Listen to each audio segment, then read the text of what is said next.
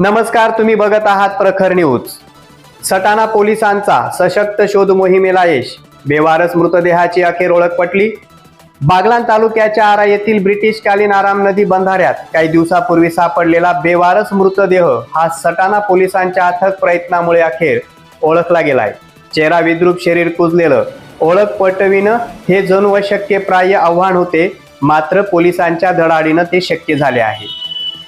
Satana police स्टेशनचे police निरीक्षक योगेश पाटील यांच्या मार्गदर्शनाखाली पोलीस हवालदार ठोके निकम आणि देवरे तसेच सामाजिक कार्यकर्ते कल्पेश निकम यांनी धडपड करून मृतदेहाची खरी ओळख पटवली आहे।